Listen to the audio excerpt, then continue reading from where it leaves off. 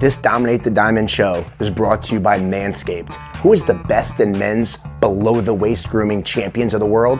Manscaped offers precision, engineered tools for your family jewels.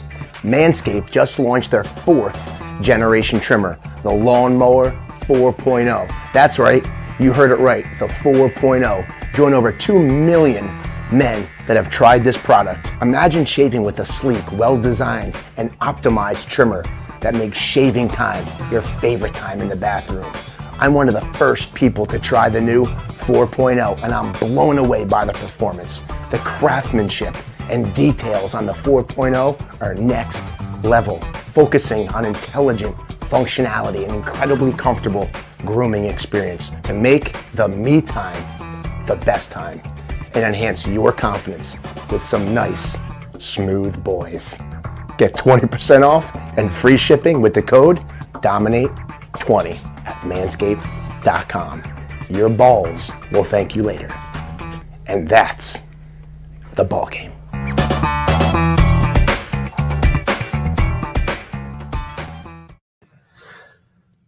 Hello, everyone, and welcome back to our Dominate the Diamond show. I'm Duke Baxter here with Steve Nicorak. We're here at Zone Sports Academy, and we have an awesome lineup of topics for you today. The mission of this show is to educate coaches, motivate players, and help give everybody the tools they need to dominate the diamond on and off the field. Today's topics were fueled by questions and comments that coaches have asked us, so let's dive in and let's go. Yeah, guys, we have 3 great topics today. Again, they're driven from you. They're driven from our own experiences and really 3 good ones that we think are going to hit home with each of you. Topic number 1, how do we teach our players how to handle adversity? Topic number 2 is going to be, what is a 2-strike mentality? And topic number 3 is a developmental versus win-at-all-cost strategy as a coach. So we're going to start right here with number 1. How do we teach our players how to handle adversity? Starting with Coach Duke. So when we think about how to teach players how to handle with adversity, coaches, it first starts with us. How do you handle adversity? Because oftentimes players are going to do what they see us do, not just what we say to do. So for an example, if you have a player that watches strike 1 down the middle and he looks down the third base coaching box and you're going like this with your head, and we've seen it before, coaches taking their hat off, coaches looking at the sky, what message does that send to the player, right? Now all of a sudden he's timid, he's kind of like, I disappointed the coach, and maybe I watch strike 2 now right down the middle because my mind's not right. So the adversity and how we handle something is how we're teaching the kids how they then should handle the adversity. Or there's strike 3. The batter goes into the dugout. One coach maybe slaps him on the back, hey, get him next time. And then you have another coach that's, come on, you got to swing at that pitch. Well, all the kids are around watching how we're dealing with the adversity. So we have to, as coaches, be accountable for ourselves. I had a coach at the University of North Florida named Dusty Rhodes, and he would always say, if we lose, it's my fault. If we miss a ground ball, it's our fault. As a coaching staff, we let the team down, right? He would tell the pitchers, hey, if your infielder made an error, you should say to yourself, darn, I should have hit him more ground balls. Because when we're accountable for ourselves and for what we do, it will make everything much better. Just like the word that always pops around is control the controllables, right? Attitude, effort, and hustle. Those are things that we can control. We can't control what the umpire calls. We can't control whether it's going to start raining, a slippery ball, whether the mount's crooked, all those things. So how do we deal with adversity? We want to make sure that our players understand that things are going to go wrong, but how do we stay positive in those situations? And we had something that we did with our 9-year-old team, and it worked awesome.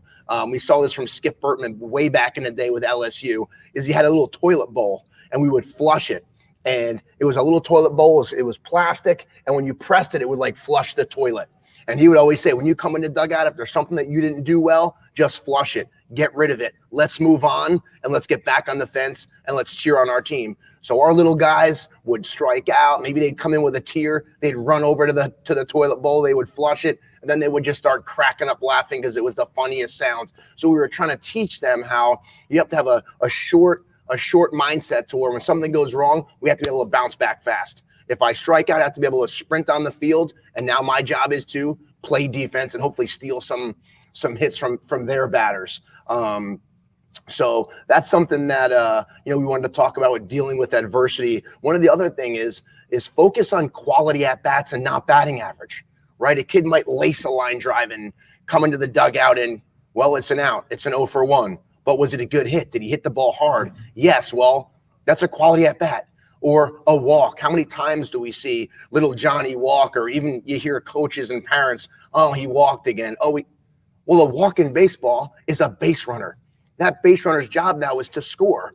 So if I hit a line drive and I get out, or I get hit by a ball and I walk, well, I'm on base. And we're trying to teach the kids that, hey, as soon as you're on base, it's a good thing. If you maybe got on base by a guy making an error, or you hit a little dribbler and it kind of got through the infield, well, that's a good thing. We're on base, let's score. So quality at bats versus batting average is huge. And a lot of parents and coaches would say, hey, how'd you do today, Johnny? Well, I was 0 for 3. Well, that's not going to define how your game was.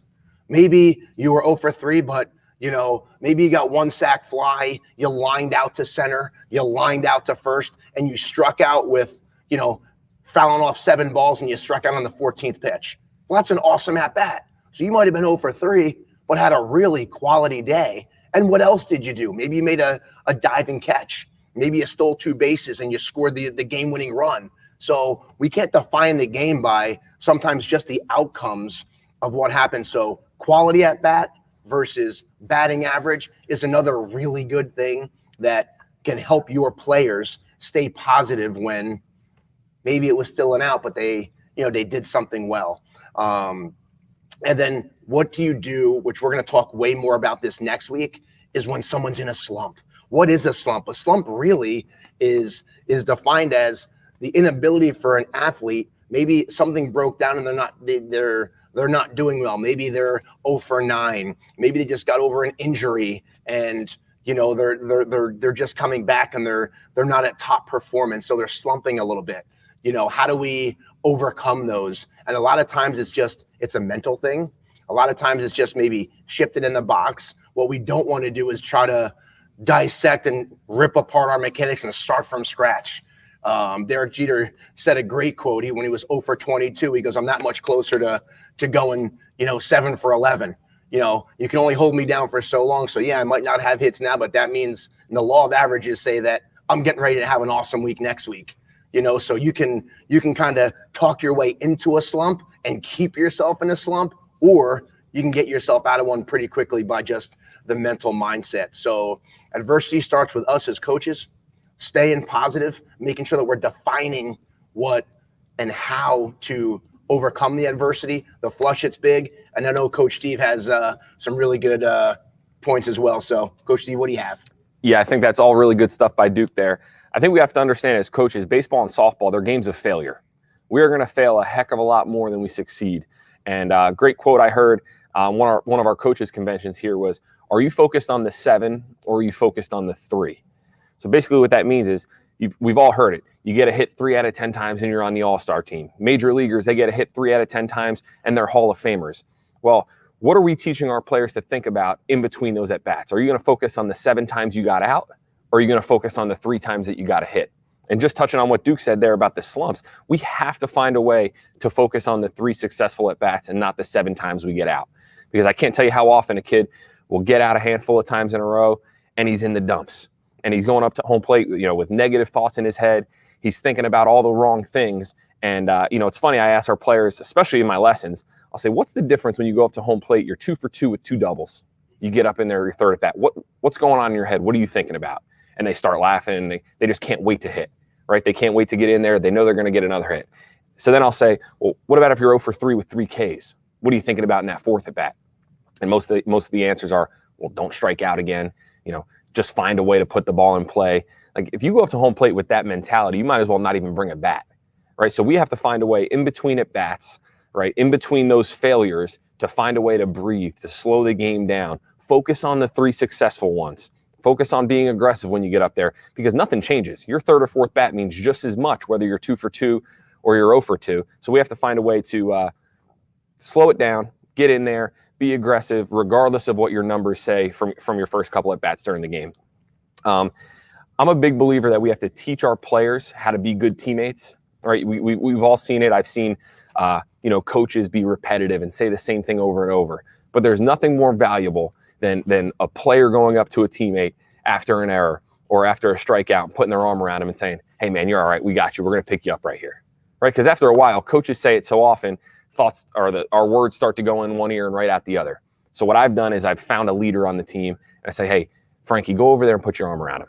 Let him know he's all right. We're going to pick him back up. And they start to hear from their teammates and it starts to give them confidence. Because how often are the kids afraid to let their teammates down, let their parents down, let their coaches down? And they're doing it for all the wrong reasons instead of just enjoying the game that we love to play. So being good teammates, teaching your players how to pick one another up. If I'm playing shortstop and my second baseman makes an error, well, it's my job. I got to look at him. Hey, so what? We're going to get the next one right here, right? I tap him on the butt. We're going to be all right. We're going to get this next one. I coach the 15U team now, and it's a cool age because they're all freshmen in high school. They all have hopes and aspirations of playing in college. And one of the messages I send to them a lot is everything they do from this point on is going to be under a microscope. We're getting ready to head into a big summer. We're playing in 4 big perfect game events. We're going down to Richmond. We're going down to Georgia. And we're going to have bad games, right? There's going to be coaches out there watching. But these coaches aren't going to not give you an opportunity if you go for 3 with 3 strikeouts. They're going to want to see how you handle that adversity. Are you a guy that's going to throw his helmet in the dugout? Are you a guy that's going to rip his batting gloves off? Are you going to walk by your teammate when he's got his hand up, giving you a fist pump? Are you that guy that's going to take it into the field with you and then make an error and start firing balls all over the place? So all of those little things, it's our job as coaches to ingrain in them at a young age that it's important. The little things matter. What kind of a teammate we are, are we hustling on and off the field? How do we deal with the failures because they're going to come, right? Baseball and softball, you are going to fail a heck of a lot more than you succeed. So we have to ingrain in them at a young age that this is the way the game's supposed to be played. It's not about you. It's the we over me mentality that Duke mentioned last week. And that's just so crucial to the culture, to the success of your team. And again, as they get older, those things really start to get magnified. One of the coolest things I saw a post last week after the Women's College World Series. And the coach, I'm going to read it to you. The coach said, let's see, I've seen errors, I've seen walks, I've seen strikeouts, I've seen walk-off home runs, I've seen base running mistakes, I've seen mental errors, and I've seen missed bunts. But I didn't see one girl hang her head. I didn't see one girl point a finger, and I didn't see one person blame one another. And I thought it was so cool because I was watching the Women's College World Series and I was watching their energy level and the top step players. Everybody's cheering each other on and going crazy for one another, that it didn't matter if you screwed up because your teammate was going to pick you up. And it's just, it says a lot about the culture of those programs, the coaches they have there, and just their ability to just flush it and move on to the next play. And then another great quote I heard, UConn women's basketball coach Gino, he said, I don't have time to teach body language. I don't have the time to teach you how to be a good teammate. I don't have time to teach you how to hustle. Once you get here, I have to teach you the A, B's, and C's of basketball. I have to teach you how to win. I have to teach you how to play defense. I have to teach you how to make shots. I don't have the time. So we have the time. As youth coaches, it's our job, and it's our job to teach them at a young age, this is how we play. This is how to be a good teammate. This is how to handle failure and adversity and battle and all those little things that those big time college coaches, once they get older and they get there, they don't have the time, and they're not going to. You're just not going to play. So we have to make sure that we ingrain it in their heads and in their minds at a young age. This is how we do it. You're going to fail. We have to focus on the 3. We can't focus on the 7, and we have to learn how to flush it, move on, and be a good teammate for one another, and pick the rest of your teammates up. But I think there's a lot of good stuff in there. Duke shared some awesome advice. And again, it starts with us as coaches. How do we handle adversity? How do we handle failure? And then how do we relay that message on to our players to give them a best opportunity to succeed in a game that you're going to fail a heck of a lot more than you succeed? Topic number 2 for today. This is a good one. It's 2-strike mentality, right? And I look back on my own career. I'd never even really had an approach until I got to college. I was a swinger. I would go up there trying to crush the ball. I didn't really think much about what pitch to look for, just like most of the young kids out there. But I think we have an opportunity to teach our players at a young age that depending on the count is going to dictate what our job is, right? How often do we see kids get up there and they just wave at 3 pitches? No real thoughts going on at all. They're just up there just hacking away. Well, we have to teach them, what do we do with no strikes? Well, no strikes, my job is to hit my pitch, right? So it might be a fastball down the middle. It might be a fastball in the outer half of the plate. With 1 strike, what's our job? Well, with 1 strike, we go up there. We're going to be aggressive. We're going to try to hit strikes. And what do we do with 2 strikes? Because I think most players, there's a fear that overcomes them when they get to 2 strikes. They're so afraid to strike out. They're defensive. They just don't want to miss. They get nervous. So what I try to tell our guys, when we get 2 strikes, we get up on the plate, we shorten up, and we just find a way to extend it 1 pitch at a time. I mentioned to you guys last week about extend the at-bat, right? We're talking about building team culture and what's something that can really get the guys fired up in the dugout. Well, you get a guy that's down 0-2, and he extends that at bat 4, 5, 6, 7 pitches and draws a walk. That's a great way to get guys fired up and excited. But I think it's our job as coaches to first get in their heads a little bit, ask questions, right? If Coach Duke's struggling at the plate and he goes down 0 for 2, well, my job as a coach is to say, Duke, what are you thinking about right there? And 9 times out of 10, they're going to be so afraid to fail. They're like, oh, I just want to make contact. I just don't want to miss. Well, at the end of the day, they're 9, they're 10, they're 11 years old. They're going to strike out, and it's okay. So we have to let them know, like, it's not going to be the last time you strike out. You're going to strike out a bunch. And I can't tell you how many times in my career I've swung over a 0-2 slider in the dirt and missed it and didn't even have a chance. And I remember being back in pro ball, and my manager, Pete Rose Jr., one time told me, 2 strikes, I want to see how many pitches you can make this pitcher throw. Get up on the plate, extend it. I'll never forget, we were in spring training 2013, and I was down 0-2. I took a slider down. I fouled a couple balls off. I really made them work. After about 7 or 8 pitches, I got a good fastball, and I hit a double in the gap. And you would have looked in our dugout, you would have thought we just won Game 7 of the World Series. Everybody was fired up. He gave me a big pound. And it was cool to hear it from the coach. Like, it's okay. You're going to strike out. You're going to have bad at bats. It's not going to be the first time you make an error, or the first or last time you make an error or strike out. So we have to just give them the confidence that it's okay, right? Down the road, big picture, you're not going to remember this at bat. Get in there, battle, get up on the plate, and find a way to just really extend it. 1 more pitch at a time. Ask questions, get in their heads. And, I'm a big believer that 2-strike hitting is mentally tough. It's how tough are you willing to be at the plate? I'm coach at third base. Sometimes I'll look down, I'll see a kid swing over 2 sliders in the dirt, and I know before the pitch is even thrown, he's got no chance. Like, I'm writing down K in the book before it even happens.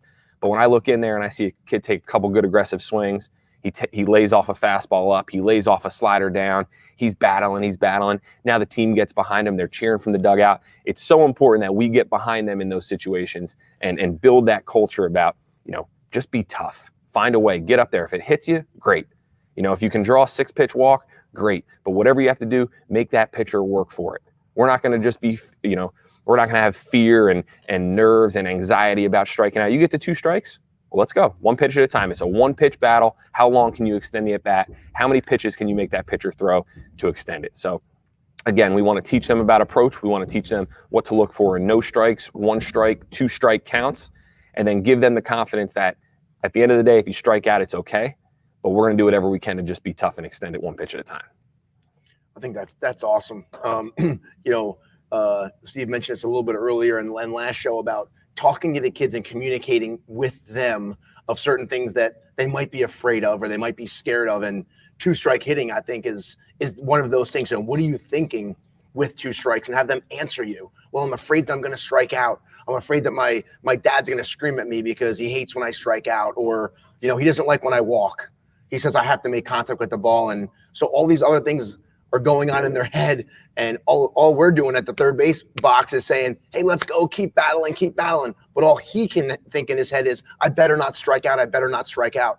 So talking to the parents and having them understand exactly what Steve said. Hey, mom and dad in the stands, when your son has 2 strikes, say, hey, Johnny, let's keep battling. One more pitch. And all of a sudden you're going to find that your players are going to start having the confidence. Their confidence will be elevated because the person in the stands that's not going to be happy if they strike out is now supporting them in the fact of our exact team culture and mentality of, hey, one more pitch, keep on battling. So communicate not only with your players, try to communicate also with the parents, because sometimes your player's not going to perform just because they're worried about what's going to happen after the game. And sometimes that gets in the way. Another thing that we like to talk about with 2-strike approach is, how often do you actually practice this? Whether it's your 10U, 12U, 14, 16, how often do you practice your 2-strike approach? Right? In practice, we have so many things to cover, team stuff, game strategies, we take some BP, but how often is the 2-strike approach worked on? So one of the fun game that you can play is, when whether you're in the batting cage or on the field, is you get 1 pitch. The pitcher either wins or the batter wins with 1 pitch. So it's almost like it's an 0-2 count, and you're up the plate, so you're going to fail more than you're going to succeed because you only get 1 more strike. So you're just in attack mode. I'm in battle mode. Anything close, I'm swinging. So you're putting them more into that mindset and that mentality of, man, I have 2 strikes. Here we go. So that's something you can do in practice to help your players work on that. So those are some of the things that I have as far as the 2-strike approach, and battling, like Coach Steve said, how many pitches you can actually get the pitcher to throw. The more pitches, the better you're at bat.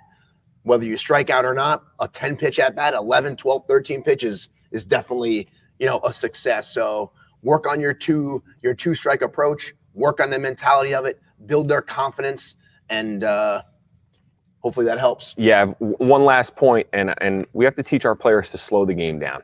It speeds up so much on us where, I get in there, I swing at a first pitch slider, I take a second pitch fastball. Now all of a sudden I'm down 0-2. Well, there has to be a reset button for me. We have to teach our players, okay, step out, big deep breath, get back in there and battle. Because I think it speeds up so much on us sometimes. You see one kid, he might have, a fiery attitude. He swings at one bad one. He takes a good one. He's so flustered. He's still thinking about the first 2 pitches, and then he waves at a fastball up here. So we have to teach them, slow the game down, breathe, reset, and then get back in. And that's something that really helped me, because again, we're worried about something that already happened. So finding a way to breathe, slow that game down as much as you can, make that pitcher work on your tempo. Just don't step back in all aggravated about the previous pitch, and give the at-bat away. Extend it 1 more pitch. So we hope that helps. We have one more great topic for you today, and I think it's really going to hit home with a lot of you youth coaches. It's the developmental versus win-at-all-cost mentality, and Duke's going to take us away. I think this is an interesting topic, especially depending on the age of the team and the player that you're coaching, whether it's 8U, T-ball, are you a 16U elite travel team? Are you in high school, college, pro ball? But getting to the youth coach, it's the developmental versus the win at all costs. And when we say win at all costs, you've seen these coaches before. These power coaches that will lie, steal, cheat. They will do anything. That's the guy we saw it this weekend on at the 11U level. We were getting ready to go on the field. We were the next game, and there was a game going on before us, and there was 3 minutes left. And every single pitch the pitcher made, the batter was taken, the coach would call a timeout, and the batter would go talk to him, probably for 30 seconds to a minute. The player would come back, he would take the pitch, call timeout, and go back and talk to the coach until the 3 minutes was up. And it was awesome because there was a veteran umpire back there, and the umpire looked at his watch, and he looked at the coach, and he said, all right, coach, when his at-bat started, he had 3 minutes. You burned all 3 minutes. We're definitely going to start another inning when this is over. That same exact kid flew out. They switched sides. The other team scored a run, and the other team won. So it's like, don't try to manipulate the game just to win at all costs. Don't waste Saturday's games wondering about Sunday's championships and all these, it's easy to get caught up with, the travel or the tournament mentality. And I've done it as well. When I first started, I was coaching a 14-year-old team, and it's like the parents were talking so much about, were we the 1 seed, the 2 seed, the 3 seed, what this team was doing, how many runs they scored. We couldn't give up this many runs, or we were going to get knocked out, or we were going to get the 2 seed. And then we play at 4 o'clock instead of 2 o'clock. And I was so focused on so many other things. I wasn't even focused on winning the game. It was like, let's just win the game, and whatever happens, happens. So when that game was over, I took all the boys, sat them outside the dugout, and I said, listen, if anyone's going to talk about any other team, when we're playing, what our ranking is, we're not doing it. Let's focus game by game. Let's win our game. Let's play the best we can. And then we'll worry about tomorrow when tomorrow comes. The next game was way more fun. And the next morning it rained out Sunday anyway. So all the talks of what was going on all day Saturday didn't even matter because of Sunday. And it wasn't even enjoyable. So coaches, work on and focus on developing your players, getting them better. Try to get in if you have 12 guys on your roster, try to get in number 10, 11, 12. Get them some at-bats. Get them on the mound a little bit. Develop them as much as possible, because our job as youth coaches is to get these kids to play another season.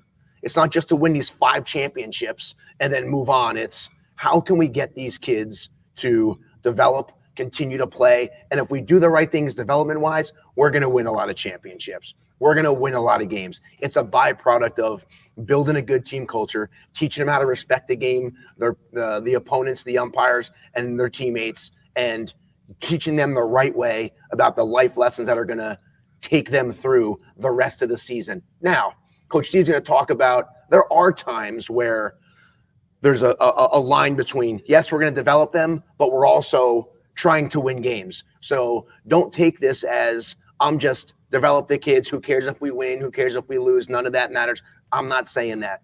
I'm saying that if we have a 12-man roster, it's my job as a coach to develop all 12 kids. So when this season's over, I can say he got better, he got better, he got better, he got better, and all 12 guys got better. So develop the players, that win at all cost mentality, and we've had those parents as well as a coaching staff. When you have that dad that's on your son's team and he's that win at all cost guy, he can't understand why you're putting Johnny in, who's maybe the number 10 guy, why he's even hitting. We should only bat 9, win, and do whatever it takes, no matter what. They can't see the development side. They don't care about the development side.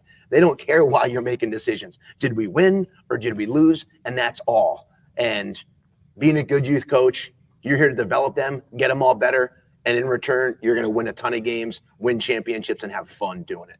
Yeah, that's perfect. There's some really good topics Duke just brought up. I think I read a quote one time. It said the true test of a coach's success is the sign-up rate for next year. How many of your 12 guys signed up to play again the next year? And again, there's some gray area in there, right? Because we're competitive guys. We want to win games. But you'd be surprised that when you focus on the development side of things, like Duke said, a byproduct is wins, right? But we can't just go in there with the mentality we have to win this tournament no matter what. Because again, down the road, your 12U record doesn't matter. Your 13U record doesn't matter. It's the overall development, the growth. We're trying to teach these young baseball and softball players to be good men and women, not just be good, baseball and softball players at 12U. There are certain times where we try to shrink the lineup a little bit. And I'll give you a couple examples. If we're in a Labor Day tournament where every single team makes the playoffs, well, I'm going to bat all 12 maybe until playoff time, right? We have 4 pool play games. Everybody's guaranteed to make the playoffs. Well, that's a great opportunity for me to bat 12, maybe give that pitcher that doesn't get a chance to pitch very often, get him in there for some innings, bounce them around the field a little bit. Because again, we're trying to win. We want a better seed. We want to, give ourselves a better chance to win the tournament. But we also owe it to batters 10, 11, and 12 to get them in the lineup, make them feel as if they're, important part of the team. Again, those players are going to start to get better And before you know it, that 1 through 12 lineup might shuffle around a little bit. Somebody that's batting 10th might bat 7th. Somebody that bats 12th normally might end up moving up to the 4, 5, 6 hole. But we have to make sure in situations where we're able to bat the lineup, we do it. All right, I do it from probably 9U through 13U. If every team makes the playoffs, well, I'm going to try my best to bat all 12. It makes my life a lot easier as a coach because it gives me the ability to do free defensive replacements. The kids can shuffle in and out every inning. And then once we get to playoff format or we get to a championship game, that might be a situation where we do bat 9 or we bat 10 or we bat 11. And, I think the biggest key is just communication up front. What are we telling our parents? What are we telling our players before the season starts? This way, they know the expectations. They know our goals and everything that we're trying to do throughout the season. So we'll say, guys, in certain games, we're going to bat all 12. Once it comes crunch time or we're playing in a championship game, we might shrink the lineup back to 10. We'll shuffle everybody in the game. But once you get to those championships or playoff games, it's our job to give our best 9 players the best chance to win. And I'll give you a perfect example. We were playing, it's got to be 4 or 5 years ago now. We're playing in an Easter battle in, right down the street. It's a small tournament. We played 4 pool play games. I batted all 12. We went 4-0. The kids were all excited. We go to the semifinals. I bat 12 again because I knew with the team we were playing, we were going to beat them. We beat them up in the pool play. Batted all 12. Everybody shuffled in and out. We get to the championship game, and we're playing a good team. We had beaten them once, but it was a really close game. I think it was 3-1.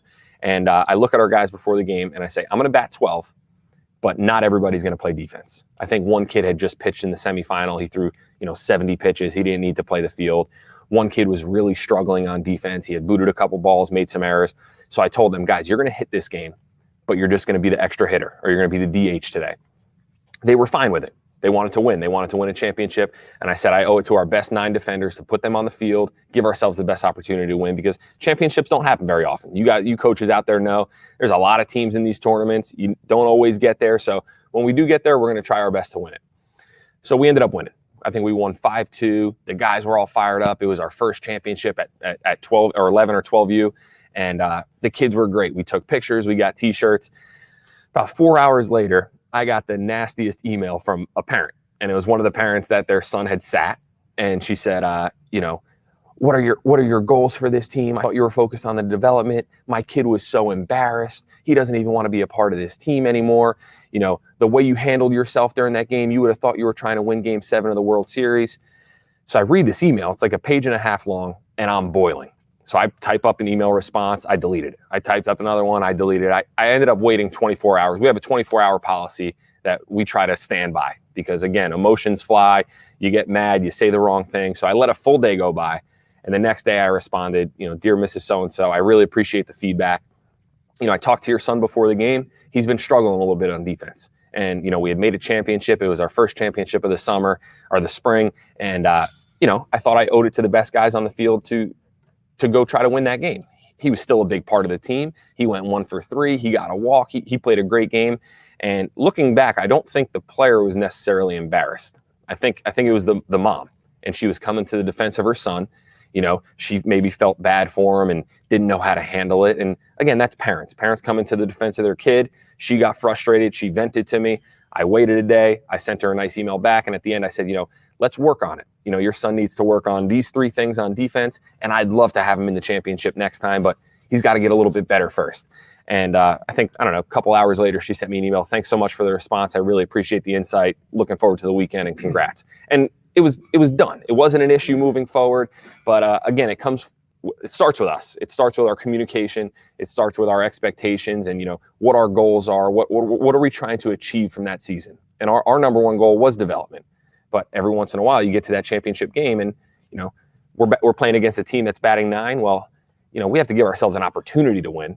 I don't want to go in there and just say, oh, well, we're batting 12 no matter what. And now it takes us forever to get through the lineup. They're batting 9. We end up getting beaten up. So we did bat 12, but I just put the best defense on the field. And of course, it ruffled some feathers. At the end of the day, it was no big deal. It started with my communication and just being respectful back to her and understanding that she was coming to the defense of her kid. And again, that player wasn't embarrassed. He had a great time. He had a big hit for us. And, he got better. And towards the end of the season, he was one of those top nine guys on defense. But The win at all cost coaches, we've all seen them. They're tough. They're tough. You can tell right away, when you're going up against a team like that, they're rostering 16 and they're batting 9 and, kids just get to pinch run. Well, that's not fun. That's not fun for the kid. He's not getting better. And, pick and choose certain spots to get those guys in. If you have an opportunity to bat 12, do it, right? Do it as long as you can. Give the kids a chance to get better. And in those certain situations, you can bump that lineup down to 9, 10, even 11 to give yourselves a chance when those championships do come, because they're few and far between. That's awesome.